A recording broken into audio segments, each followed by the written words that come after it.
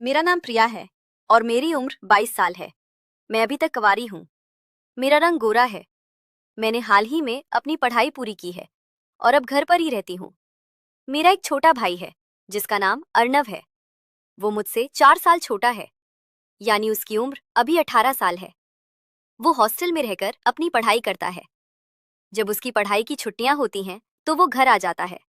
घर आने पर हम दोनों खूब मस्ती करते हैं। ये बात उस समय की है जब अर्णव अभी अभी हॉस्टल से घर लौटा था। उसका हॉस्टल से बाहर निकलना या कहीं घूमने फिरने जाना बहुत कम होता है। वहां रहकर वो काफी बोर हो जाता है। घर आने पर उसने मुझसे कहा, दीदी मैं बहुत बोर हो गया हूँ, चलो कहीं बाहर घूमने चलते हैं। फिर हम दोनों ने बाहर घूमने का प्लान बनाया। हमने तय किया कि हम दिल्ली घूमने जाएंगे। बाहर घूमने की खुशी में हमने उसी दिन अपनी अपनी पैकिंग कर ली और अगले ही दिन दिल्ली के लिए निकल गए। दिल्ली पहुंचते ही हमने वहां एक होटल में एक कमरा किराए पर ले लिया। मुझे नहीं पता था कि मेरा भाई मुझे पत्नी की तरह रखने वाला है। आगे तो आप समझ ही सकते हैं। हमारे पिताजी एक बहुत बड़े बिजनेसमैन हैं। वे अपने बिजनेस के सिलसिले में ज्यादातर विदेश में ही रहते हैं। जब हम दोनों भाई बहन छोटे थे तब हमारी माँ की मृत्यु हो गई थी। उसके बाद घर की सारी जिम्मेदारी मेरे ऊपर आ गई। मैं सुबह घर का काम करके कॉलेज जाती थी और वापस आकर फिर सारा काम संभालती थी। मैं दिखने में बहुत खूबसूरत हूँ।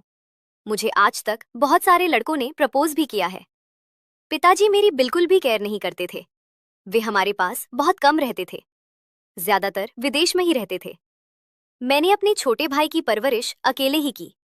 उसकी पढ़ाई में मदद की और उसका पूरा ख्याल रखा। 5वीं कक्षा तक तो वो मेरे साथ ही रहकर पढ़ाई करता था। फिर एक दिन पिताजी विदेश से आए और उन्होंने उसे बोर्डिंग स्कूल में भेज दिया। कुछ सालों तक उसने बोर्डिंग स्कूल में पढ़ाई की। बाद में पिताजी ने उसे विदेश भेज दिया पढ़ने के लिए। वो वहां हॉस्टल में रहकर पढ़ाई करने लगा। भाई और पिताजी के चले जाने के बाद मैं बिल्कुल अकेली पड़ गई थी। पिताजी के पास मेरे लिए समय ही नहीं था। मैं घर पर पूरी तरह अकेली रहती थी। इसी वजह से धीरे धीरे ये अकेलापन मुझे काटने लगा। भाई कभी कभी फोन पर बात करके हालचाल पूछ लेता था, लेकिन पिताजी तो मुझे कभी फोन तक नहीं करते थे।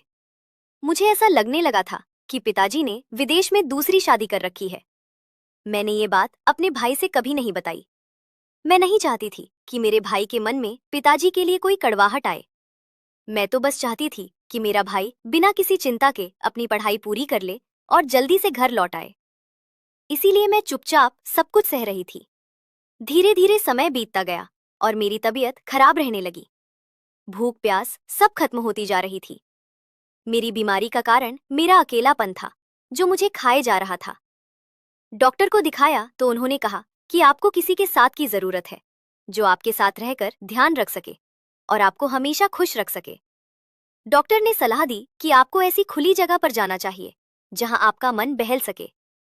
मैं अकेली थी, इसलिए डॉक्टर ने मेरे भाई को फोन करके सारी बातें बता दी। अगले ही दिन मेरा भाई हॉस्टल से घर आ गया। उस समय गर्मियों की छुट्टियां चल रही थी, तो वो कुछ दिनों के लिए मेरे साथ रहने आ गया। फिर अचानक भाई ने कहा, चलो दीदी अपना सामान पैक कर लो, चलो मैं तुम्हें दिल्ली घुमा लाता हूँ। मैं मना कर रही थी तो वो जिद पर अड़ गया और बोला, डॉक्टर ने आपको थोड़ा घूमने फिरने के लिए कहा है। यहाँ से बाहर निकलेंगी तो आपको अच्छा लगेगा। और हाँ, अपने लिए अच्छे अच्छे कपड़े पैक कर लेना। मेरे भाई ने कहा, जैसे कपड़े आप कॉलेज जाते वक्त पहनती थी। मैं कॉलेज जाते वक्त जीन्स टॉप पहनती थी, लेकिन पिताजी को ये सब कपड़े पसंद नहीं थे। वे मुझे हमेशा सिंपल सूट सलवार पहनने के लिए कहते रहते थे। मैंने कहा, वो सब मैं अब कहाँ पहनूंगी। भाई ने कहा, बस आप रख लो, यहाँ नहीं तो वहां पहुंचकर पहन लेना। वहां कौन आपको देखने वाला है पिताजी, आपकी पुरानी यादें ताजा हो जाएंगी। भाई के कहने पर मैंने अपने लिए अच्छे अच्छे कपड़े पैक कर लिए। हमारी ट्रेन रात के 11 बजे की थी।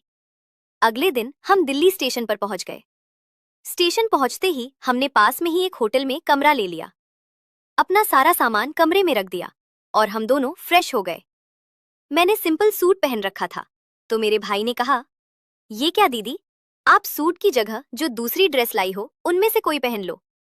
मैं आपको वैसे ही देखना चाहता हूँ कि आप कैसी लगती हो। मैंने कहा, हाँ, जब मैं कॉलेज जाती थी तो मेरा एक दोस्त था। भाई ने पूछा, सिर्फ दोस्त था या कुछ और? मैंने कहा, हाँ, दोस्त से भी बढ़कर था। वो मुझे कहता रहता था कि प्रिया, मैं तुझे अपनी जान से भी ज्यादा प्यार करता हूँ। लेकिन उसने मुझे धोखा दे दिया। वो मेरे साथ साथ दूसरी लड़कियों से भी संबंध रखता था। एक दिन वो मार्केट में किसी लड़की के साथ घूम रहा था, तो मेरी सहेली ने उसे देख लिया और मुझे बता दिया। जब मुझे ये सब पता चला तो मैं एकदम टूट गई थी।